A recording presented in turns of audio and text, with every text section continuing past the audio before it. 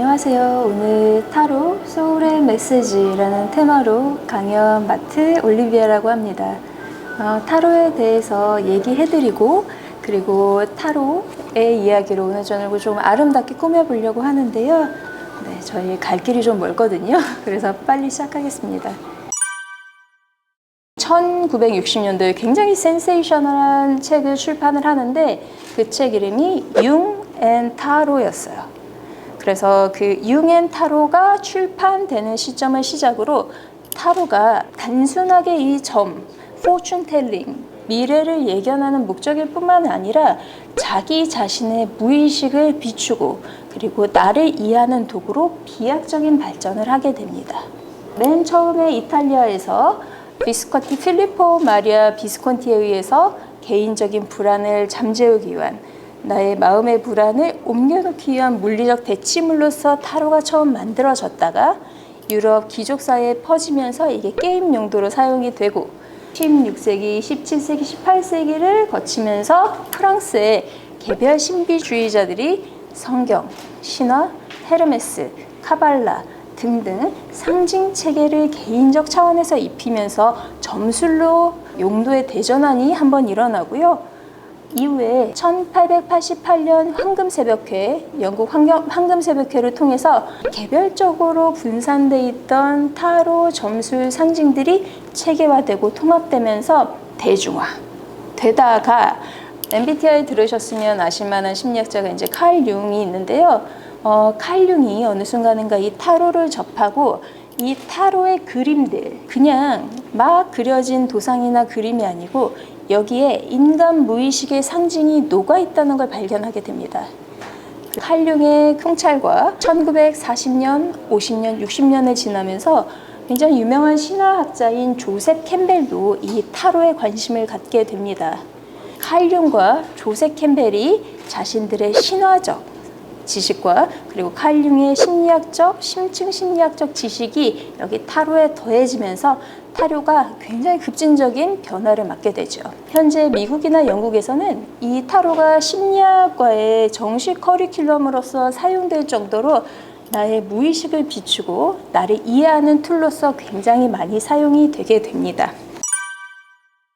최근에 와서는 나를 이해하고 나의 무의식을 발견하는 툴로서 이용이 되는데 이 최근 활용 예시, 자기 이해와 자기 발견을 어떻게 타로로서 할 수 있는지 그리고 올해 나한테 많은 에너지를 주는 나한테 큰 영향을 미치는 나의 카드는 무엇인지 타로 카드를 계산해서 알아보는 법을 실습을 하고 그 실습 내용을 여기 계신 몇 분 또는 여기 줌 강의 참석해 주신 분들의 Q&A를 받아서 간단한 분석까지 해보려고 합니다. 타로 강의할 때마다 말씀드리는 거는 내 타로는 내가 보는 게 가장 좋아요. 그래서 예를 들면 마르세유 타로의 별 카드인데요. 별 카드 가진 의미는 키워드가 있어요. 예를 들어서 치유의 의미를 가장 많이 이제 사용하는 키워드로 사용하는데 이게 키워드를 넘는 해석을 언젠가는 내가 요구하게 되거든요.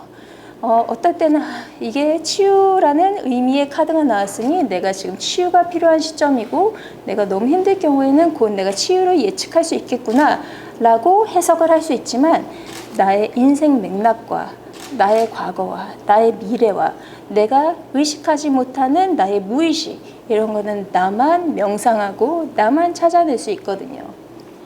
그래서 오늘 혹시 타로를 처음 보셨던 분이나 아니면 이미 타로에 대해서 조금이라도 아셨던 분들은 오늘을 통해서 이 타로, 내 타로 카드가 무엇인지 알아보고 이 타로 카드를 통해서 미국 심리학회에서는 뭐 타로 저널링이라고 말씀을 하시는데요. 타로 저널링이 돼도 좋고 아니면 명상을 해도 좋고 내 무의식에 조금 더 다가가는 툴로서 사용하실 수 있기를 바라고요. 그 과정에서 어떻게 그 길을 먼저 들어가야 되는지 간단하게 설명 먼저 드리고 실습 진행하겠습니다. 타로의 구조는 단순해요. 타로는 78장으로 이루어진 그림과 숫자와 타로 카드별 이름을 갖고 있는 카드 76장의 통합을 타로 팩이라고 하는데요. 두 개로 나눌 수 있어요. 하나는 메이저 아르카나 0번부터 21번까지 22장의 메이저 카드와 그리고 그 이외에 쉬운 6장의 마이너 카드로 나눌 수 있습니다.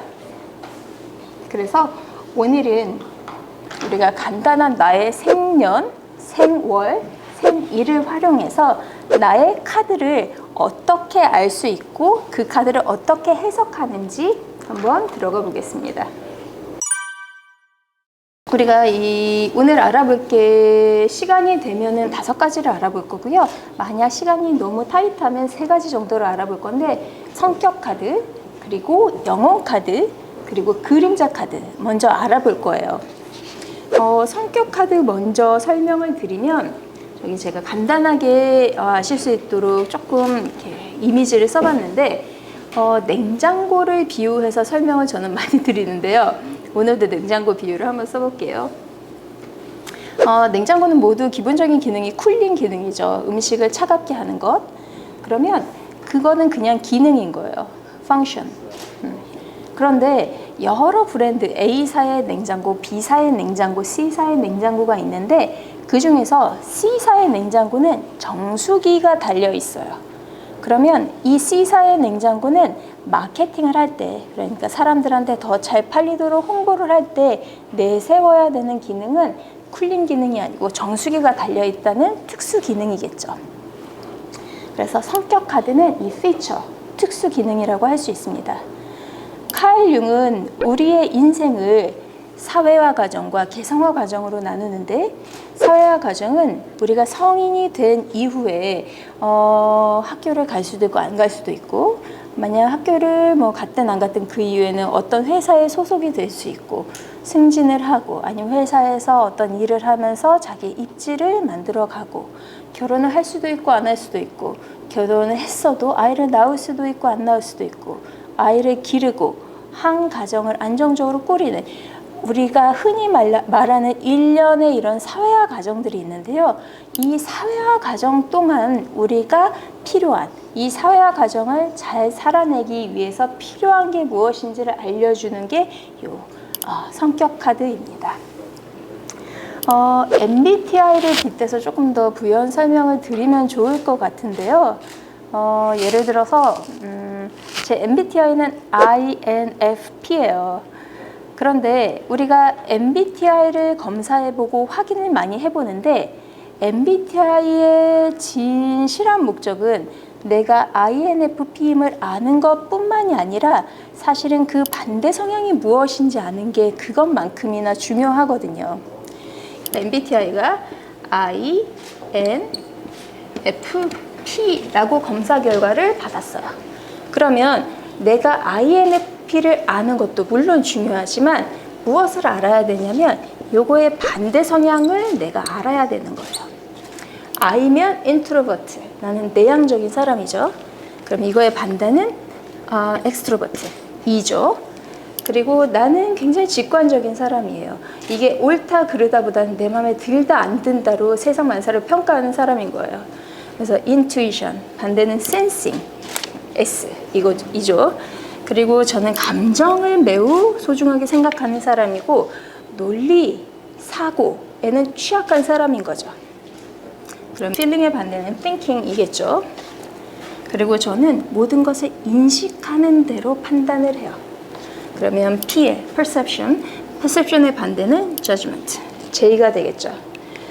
그래서 우리가 성격 카드가 이 MBTI, INFP인 거죠. 그런데 아까 말씀드렸다시피 INFP, 이 MBTI의 백미는 내가 어떤 MBTI인지를 아는 것만큼이나 중요한 게 나의 반대 성향을 알아서 그 성향을 이해하고 나와 반대인, 나와 다른 사람을 이해하고 나 역시도 그쪽으로 가서 통합되고 균형된 인격을 찾는 게 중요하다고 말하는 것이 MBTI입니다. 그래서 나의 MBTI는 여기 성격 카드예요. 그리고 성격 카드의 배그, 내가 조금 더 지향해서 한쪽으로 치우친 나의 성향을 균형감 있게 만들어줘야 되는 요소들, 성격적 특질들이 무엇인지를 말하는 게 타로에서 그림자 카드입니다. 칼융의 얘기로는 35살부터 되기 시작한다고 해요. 개성화 과정이라는 걸 들어가는데, 우리가 회사에서 예를 들어서 뭐 A사의 과장이에요, 제가. 그러면 저는 언제나 그 회사를 퇴사할 수 있죠. 그러면 회사, 나의 사회적 페르소나 다 떼고 내가 나로서 있을 때 온전한 사람일 수 있게 발전하고 통합해야 되는 것들이 개성화 과정의 과정인데, 이게 개성화 과정이 거의 성인들은 35살부터 시작을 하고 1차 개성화, 2차 개성화가 있다고 해요. 칼융은 35즈음부터라고 얘기를 해요. 개성화 과정을 거치면서 우리 영혼이 궁극적으로 지향해야 될 점, 그리고 인격의 통합, 요 시기로 들어가는데 individuation이라고 해요. 개성화 과정은 자기가 궁극적으로 인격을 통합하기 위해서 무의식이 나를 치고 내 의식 안으로 치고 들어오는 과정인데, 내가 준비가 되어 있든 준비가 되어 있지 않든 이 무의식은 나의 의식이 그냥 뚫고 들어옵니다. 통합을 시켜버려요, 이 아이가.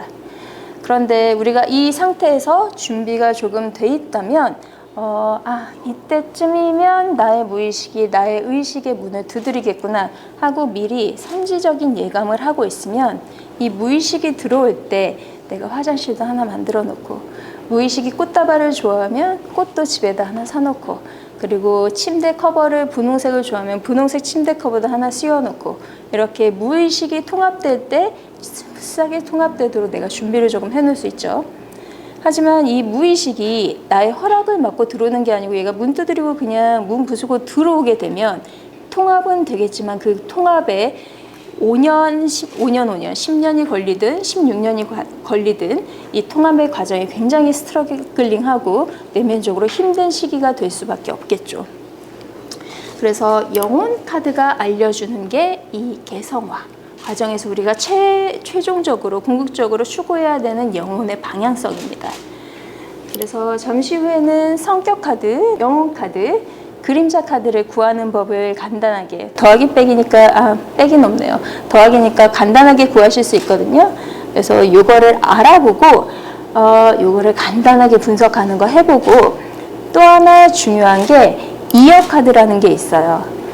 올해가 2022년인데 올해에 나한테 너는 인생의 너의 전이, 인생의 여정 중에서 이거는 꼭 배워야 돼 라고 말해주는 올해의 카드가 또 있습니다. 내가 올해를 조금 더 무난하게 그리고 꽉 차게 보내는 방법을 알아보는 것으로 오늘 시간을 채워보고자 합니다. 필요한 거는 3가지예요.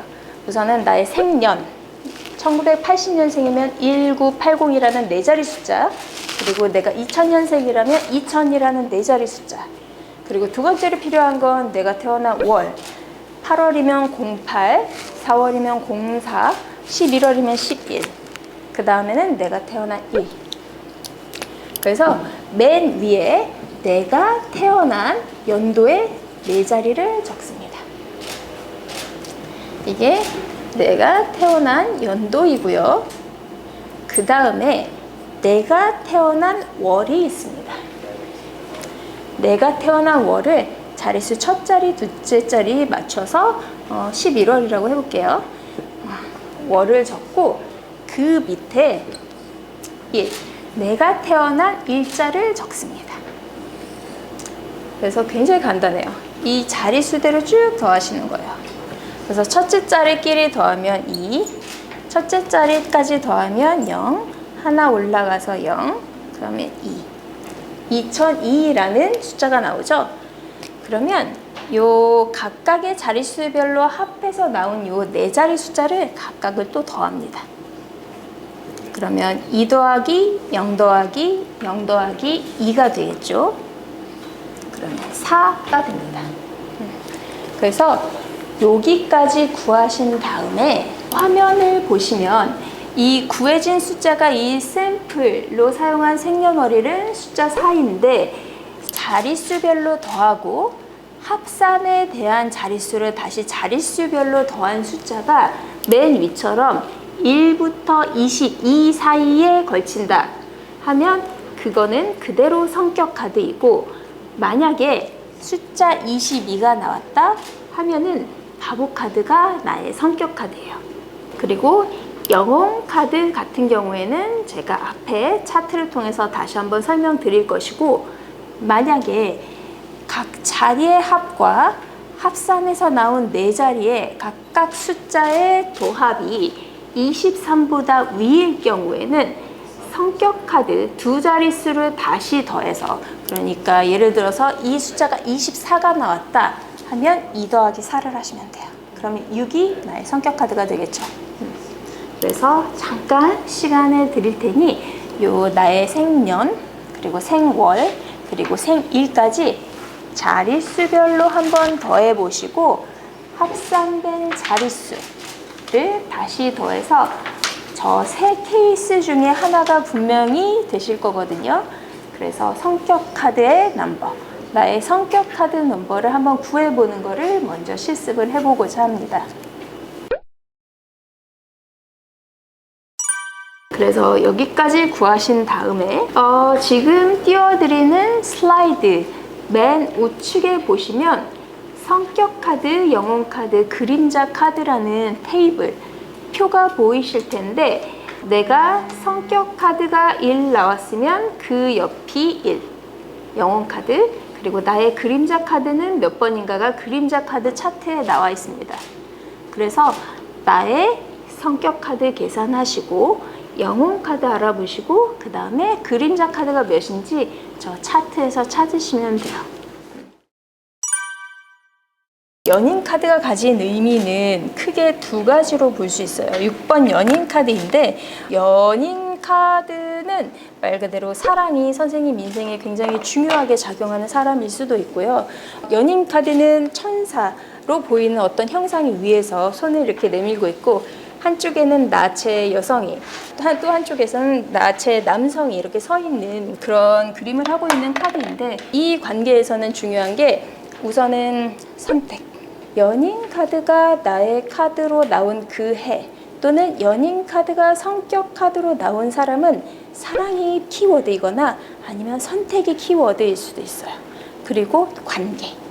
내가 부딪히는 내 주변의 지인들, 가족들, 일터에서 만나는 사람들과의 관계를 통해서 선생님은 성장하고 깨이고 발전할 가능성의 기회를 얻는 분입니다. 그 10번 운명의 수레바퀴 카드예요. 이게 영어로 말하면 Wheel of Fortune이거든요. 근데 Fortune이 불운도 아니고 행운도 아니에요.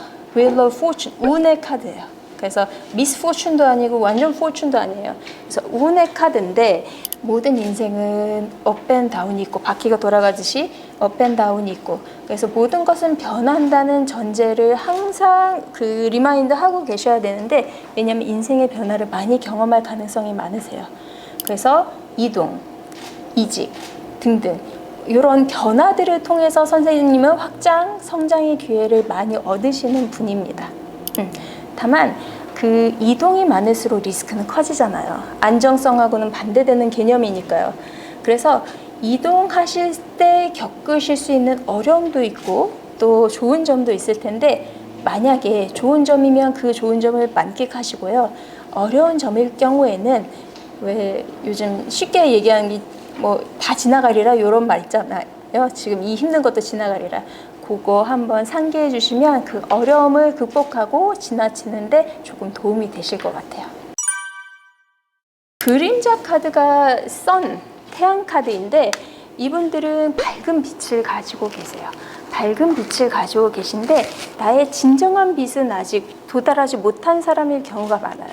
그래서 태양 카드 자체는 밝은데 내가 그 밝은 만큼 충분히 밝게 세상에 내어지고 있지 않은 분일 수 있거든요. 뭐 예를 들어서 우리가 어둠 속에서 나뭇가지를 볼 때는 나무인지 모르고 그 나뭇가지 형상만 보니까 굉장히 이게 무서운 괴물인지 나의 환영인지 구별하기 힘들 수 있거든요. 그런데 햇빛이 비치는 순간 얘는 괴물도 아니고 그림자도 아니고 어떤 무서운 것도 아니고 나의 환상도 아니고 그냥 나무였을 뿐이라는 게 햇빛이 비치면 드러나거든요. 그래서 그 햇빛을 찾기 위해서 내가 무엇을 해야 되는지 이 그림자 카드라고도 하고 티처 카드, 그러니까 선생님 카드라고도 하는데요. 나의 밝은 면을 막고 있는 것, 내가 빛을 뿜고 있기 위해서 내가 내 내면에서 내려야 되고 무너뜨려야 되는 그림자, 어두움이 무엇인지를 조금 내면을 파보시는 작업이 필요해요. 그래서 심리학적으로는 뭐 원형 작업이라고 할 수도 있고 내면 일기, 꿈 작업 이런 것들이 굉장히 도움이 됩니다. 네. 나의 올해 카드, year 카드라고 하는데 그때는 나의 생년월일 대신 올해 연도를 인풋합니다.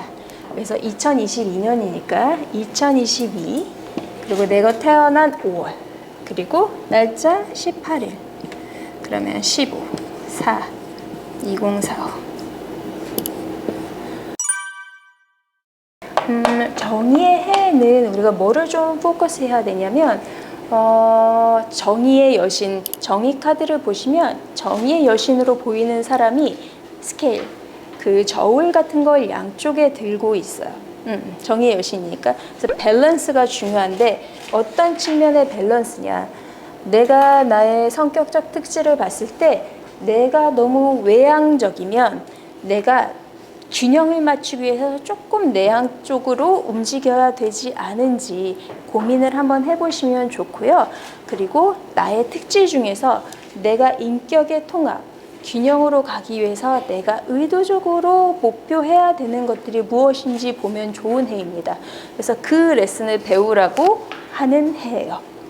정의 카드의 카드 숫자가 11번인데 타로 78장 중에서 우리가 이 그 컨스텔레이션에 사용하는 카드는 메이저 카드 22장 0번부터 1번부터 21번 플러스 0해서 22장인데 이 중에서 딱 가운데 있는 카드거든요. 그래서 밸런스가 중요함을 여기에서도 한 번 더 강조하고 있고 한데 이 정의 카드의 별명이 있어요. 프로비던스 카드라고 해요. 이게 한국말로 섭리 카드라고 해요. 섭리 카드라고 하는데 뭐냐면 내가 억울한 일을 겪어요. 근데 나의 개인적인 차원에서는 이게 굉장히 억울한 일인데 만약 세상의 만사를 꿰뚫고 있는 신적인 존재, 그래서 그 신적인 존재는 모든 걸 알고 모든 걸 관할하고 있어서 뭐가 옳고 뭐가 그른지를 정확히 판단하는 섭리라는 존재가 있다면 이 섭리의 관점에서 선생님이 닥치는 모든 일들이 돌아갈 가능성이 높습니다. 그래서 실제적으로 나는 이렇게 이 일이 해결되는 게 정의롭고 페어하고 공평하고 맞다고 생각을 하는데 이게 다른 방향으로 해결이 될 수가 있어요. 그런데 섭리의 관점에서 해결이 된다는 거죠. 섭리가 봤을 때는 그게 맞아서 그렇게 해결이 되는 거예요. 이 섭리는 그 한국말로 조금 더 쉽게 풀면 대자연의 법칙이라고 할 수 있는데 대자연의 법칙은 사실 바른 방향으로 움직여요.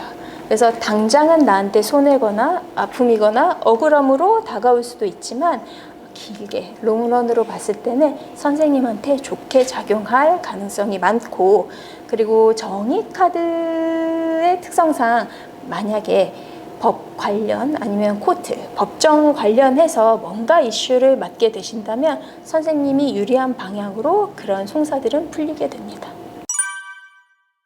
저지먼트, 심판의 해예요. 근데 심판이라고 해서 내가 잘못한 걸 누구한테 심판받냐? 그건 아니고 이건 내면의 심판이에요. 그래서 내가 내면에서 내 세계관을 만들어 왔을 때 내가 옳다고 생각했던 것과 공적인 퍼블릭에서 옳다고 생각했던 것 간에 맞추는 과정이 이루어질 수 있어요. 일부. 그래서 이 심판의 해에는 나의 내면에 어떤 지진 같은 일을 발생할 수 있고 장기적으로는 이게 타로의 마지막 카드, 메이저 카드 마지막이 세계 카드 21번 카드거든요. 그래서 21번 카드로 가기 위해 심리적 폭풍을 겪으실 수 있어요. 다만 이거는 눈앞에 우리가 해가 밝게 비치기 전에 가장 어둡다고 하잖아요. 그래서 이 시기를 거치면 좋은 빛을 발견하실 수 있다는 것을 믿고 만약 감정의 동요나 아니면 폭풍을 경험하시더라도 그 폭풍 자체는 어려울 수 있지만 그 뒤에는 분명히 성장의 결실이 있거든요. 그게 성숙이 됐든 무엇이 됐든 그래서 그걸 믿고 14번 카드 절제예요. 절제는 템퍼런스 카드예요.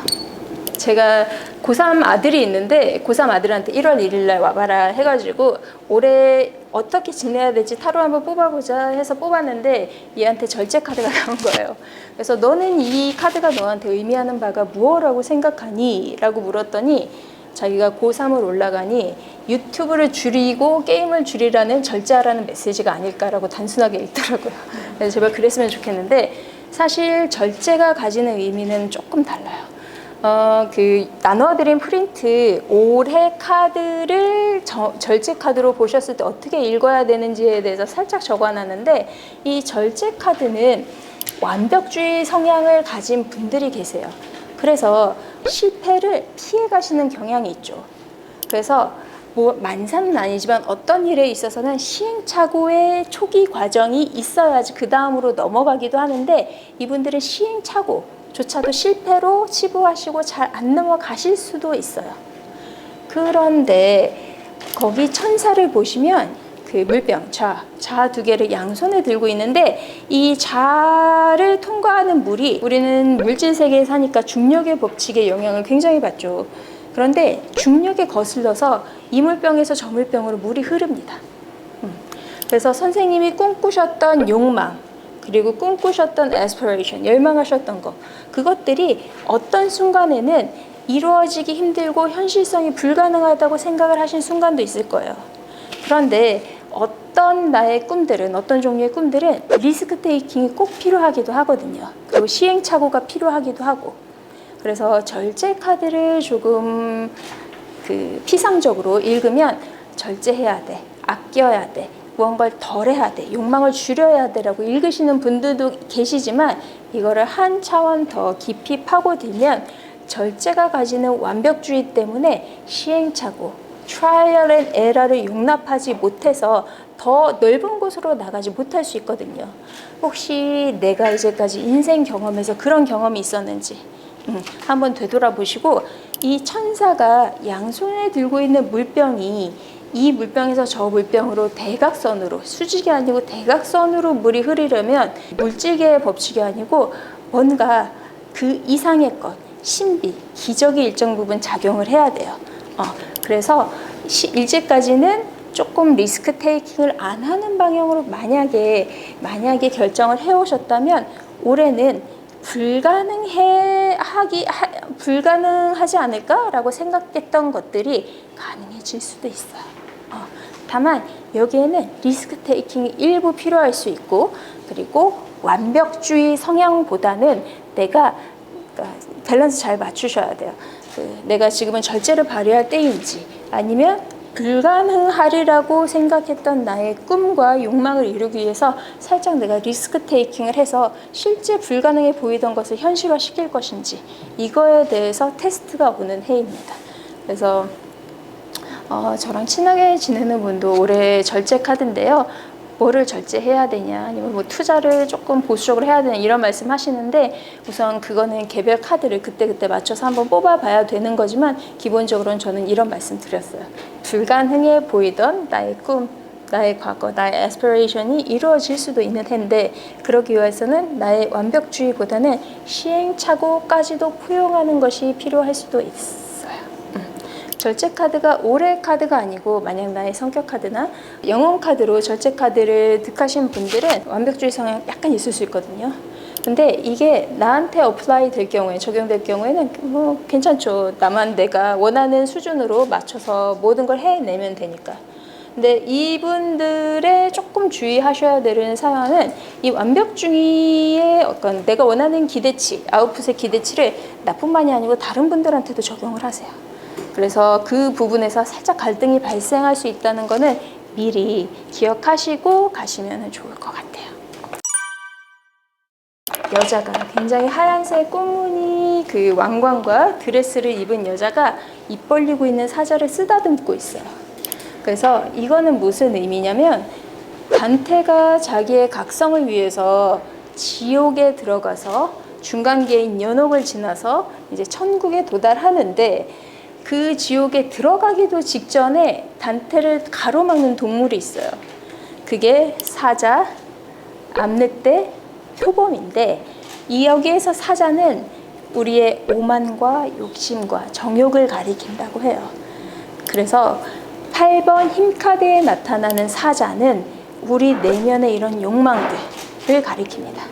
그래서 우리의 어떤 욕망이 됐든지 여성이 그 사자를 잘 제어하고 있는 그림을 보실 수 있는데 그런 욕망들을 잠재울 수 있는 힘이 우리 안에 있다고 말하는 카드이기 때문에 만약에 그 카드가 오래 카드일 경우에는 그 내면의 힘을 시험하기 위한 어려움을 어느 정도는 경험할 수 있다고 저도 각오하고 있어요.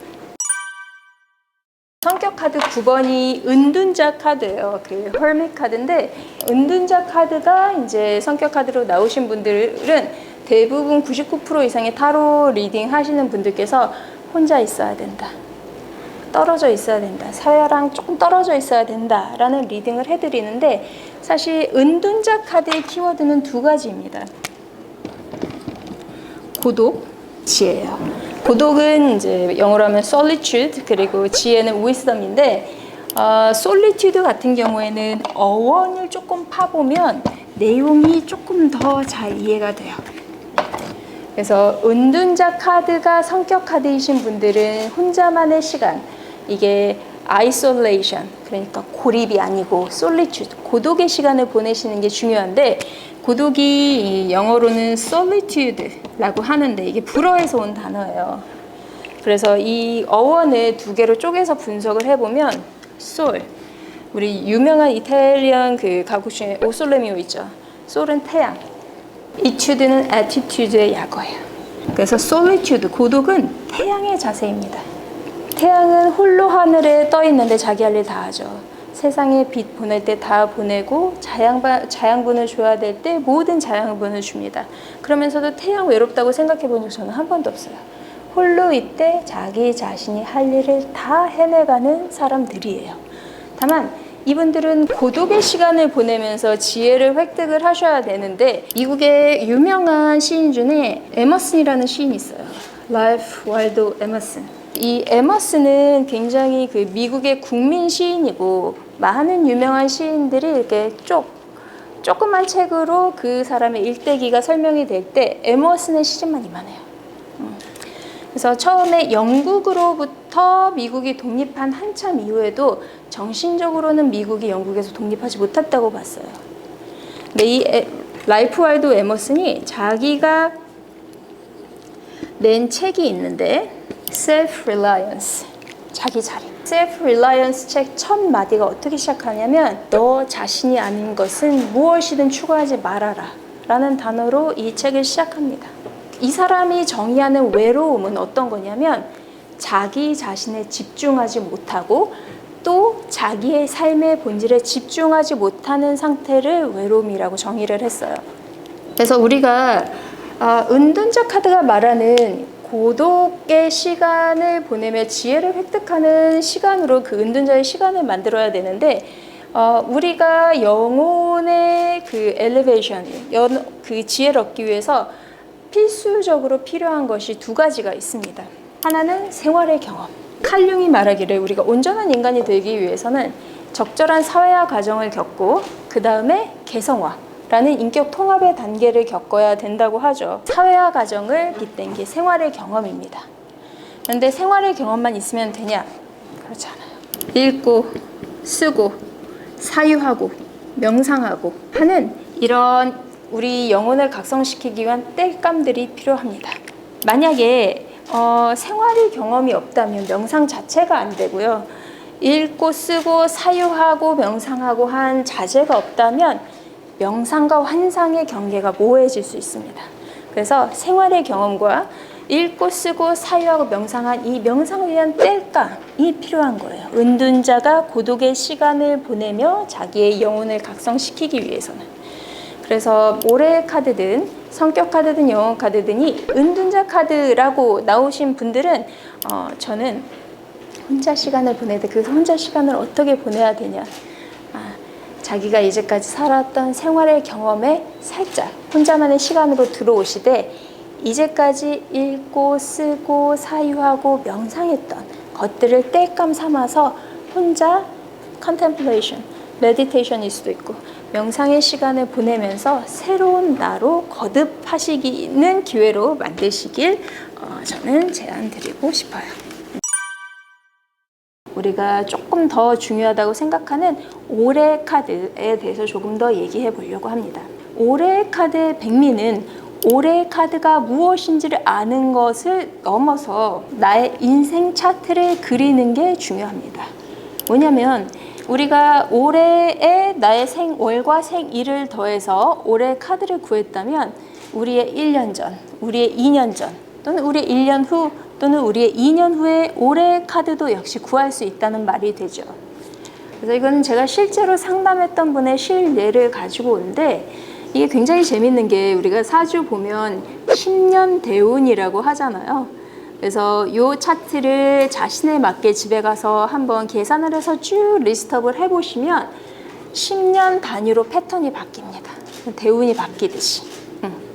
그래서 올해의 나의 카드를 계산을 해보시고 그 다음으로 하셔야 될 거는 내가 한 살부터 또는 내가 원하는 특정 날짜부터 내가 100살을 살 거면 100살까지의 인생 차트를 쭉 구해보세요.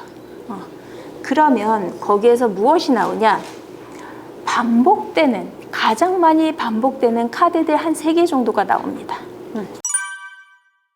꼭 한번 뭐 한 2시간이든 3시간이든 시간을 내셔서 해보셨으면 하는 제안사항은 나의 성격 카드, 그림자 카드, 영혼 카드를 뽑아보시고 그리고 올해 카드를 뽑아보신 다음 만약에 내 인생의 인생 카드를 한번 쭉 구해보시고 그들의 패턴, 특히 그 중에서도 최다 빈도로 반복되는 카드들이 무엇인지.